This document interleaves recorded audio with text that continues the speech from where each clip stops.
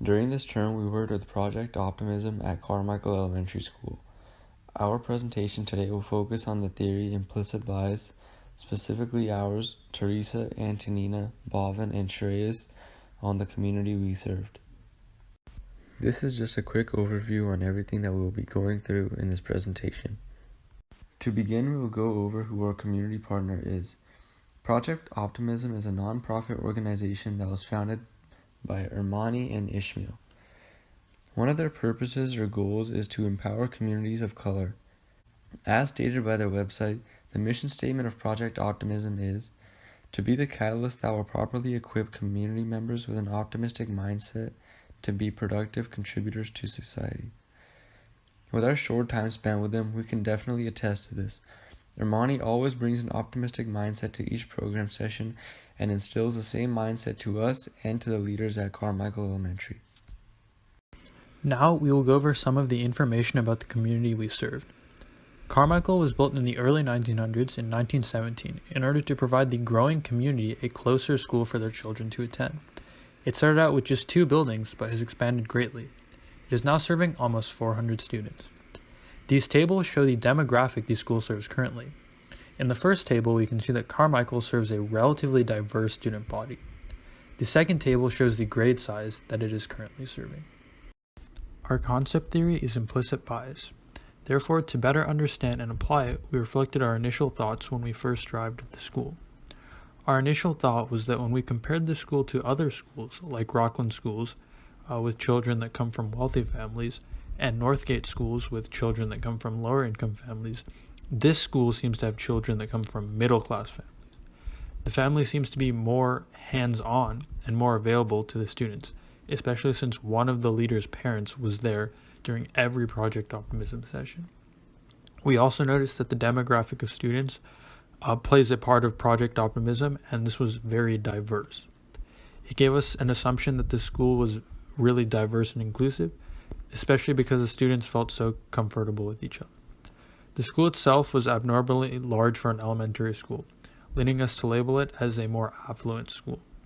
Just driving into town and visiting surrounding stores, the community seemed to be that of a suburban, because most people we encountered were white and middle age. All of this made us very confused about how the community would benefit with the presence of Project Optimism serving them. So based off our initial thought, what do you guys think implicit bias is? Implicit bias actually is the attitude and or stereotype we have on a certain group or community unconsciously, based off of some of our own learned experiences. Through society and school, we learn to have different associations between an affluent school and a lower income school. We clumped all the students as one big general body. That if you go to this school, you are privileged, you have better opportunities, and you are more fortunate. Or if you go to that school, you need to work even harder to get where you need to be, and you have to fight for the same resources as affluent schools. Do you think any implicit bias you can think of, general or about education? We discovered that those initial thoughts we had were implicit bias. We shouldn't just assume all students came from affluent families because that's not true. Just because we saw 1 or 2 parents involved in their children's education does not mean that all students have parents who can easily participate in their education. Our labeling of the school as affluent causes us to assume that they had plenty of resources to help the kids. And finally, we came in after the students already created a strong community with one another, and based our pre-existing implicit bias, we thought that diversity of the student demographic equals inclusiveness.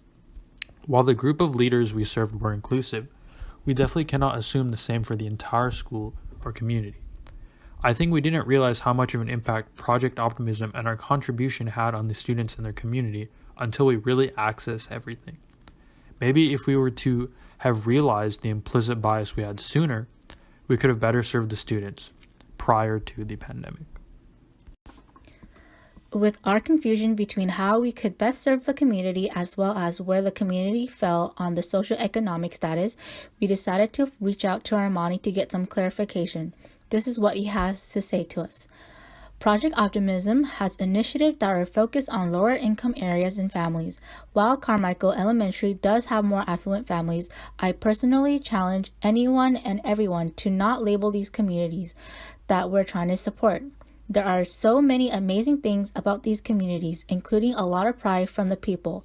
Carmichael might not tell the story at first glance, but look deep enough and you will see them.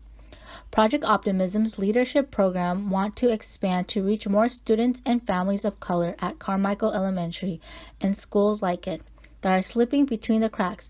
The vast majority are sent out of class, suspended, or put in special educational classes.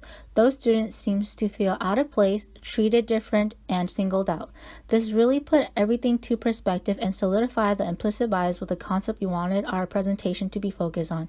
We were so focused on the community as a whole and the things we see on the surface that we forgot to listen and be present. This got me curious and made me want to look deeper into the community's perspective, especially that of the student. But with this current pandemic, I couldn't reach out to them specifically, so I did the next best thing. This led me to Carmichael Elementary School website, where I found the yearly survey the district conducts on all their school. The survey was given to staff, parents, and students 4th to 5th grade at Carmichael. Here I found some interesting results about the perspective of the students.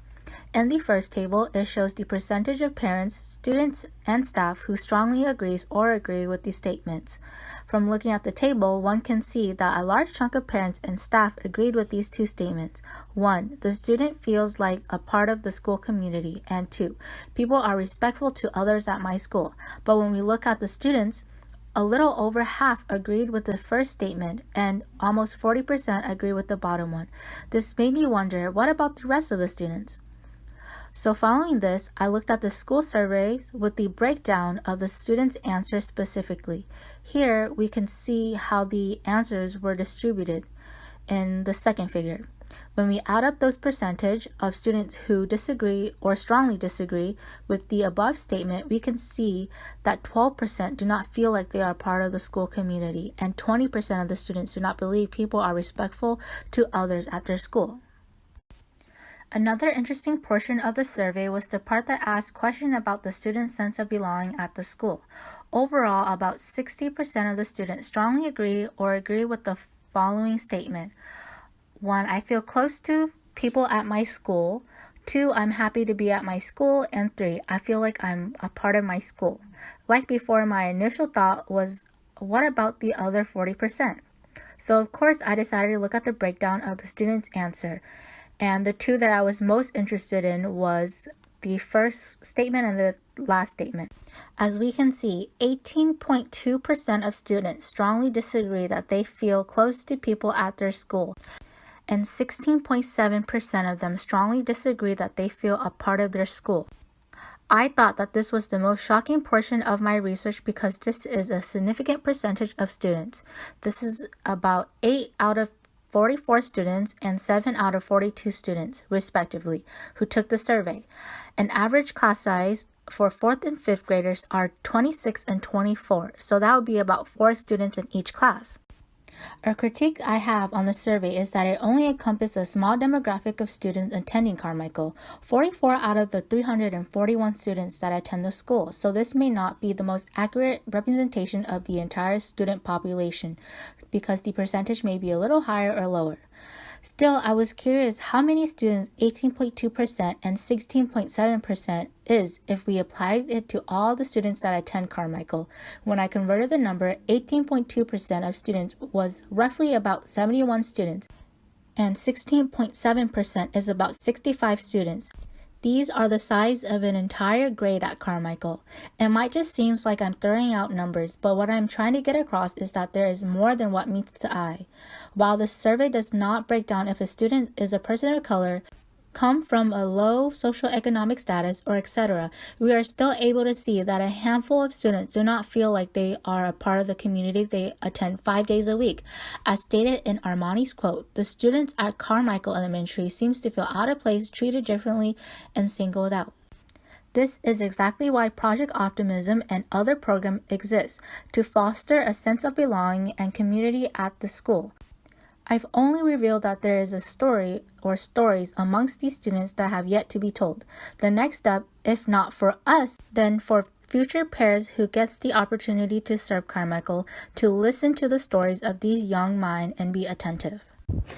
Throughout the time serving at our community, the Project Optimism at Carmichael, throughout our conversation, reflection, and research, we gain a new insight as well as become more aware of our own implicit bias and how wrong they were.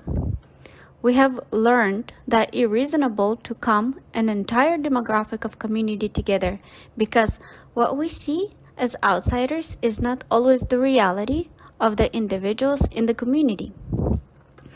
Coming to Carmichael, a school in what we see to be influenced community, gave me a nation at first that there could be communities that could be served much better in a way that affects a large group.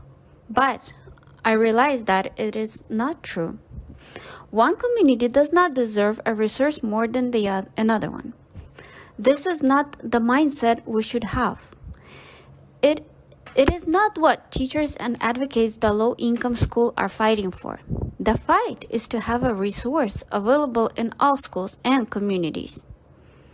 We see here in the Project Optimism is valuable asset at every school. It works with and will be for any school in the future. I am confident that our partner at START, King, will agree as well. So why Project Optimism beneficial to all students that they work with? Project Optimism and other organizations like it does a great job in building a strong community that students feel welcome and belong to. Armani and his team does a great job at building kids' self-esteem and leadership. He does this by getting them involved and taking initiation and activities planned for the day. He does a really great job. One example of this was on the first day at Carmichael. We arrived an hour early, and that time he couldn't easily just give us a tour of school, but instead he waited. After introducing ourselves and getting to know the leader's name, it was then who gave us the tour of the school. This small act has lasting impact on the students because it gives them opportunity to take the lead and teach, which only builds their confidence and communication skills. They also have something called Optimism Agreement, as you all can see on the slides, which leaders created themselves. We can see those are really beautiful words. It says, be respectful, be kind, congratulate each other, treat others the way you want to be treated. No put downs, one mic, no bullying, encourage each other, give respect to get respect. Be yourself, think about what others feel, clean up after yourself, and do everything with optimism. Really nice, beautiful agreement. These are a series of rules that leaders believe is important to follow. At the beginning of the session, they start off by reading the Project Optimism. They take turns. Creating these groups adds to their leadership teamwork skills because they all have to agree on it. It also teaches them about accountability because they create their own guidelines of how to act and treat others. If they see someone or themselves not following the optimism agreement, they keep each other accountable. Lastly, how do we know the Project Optimism is helping? The comments from the adults and enthusiasm of kids. All right now, Project Optimism is only allowed to have small cohorts of students, 13 kids only. From our time there and visiting the classroom, we see students not in the program asking about how to join and showing continuous interest in it. We also see teachers advocating for more of their students to be a part of the program. As well, due to the capacity limit, not every student is able to join. This increase in demand shows that Project Optimism is making a great impact in the school. I would like to leave you all with a quote from one of the bright, amazing leaders. Not all heroes wear capes. Thank you so much for your time.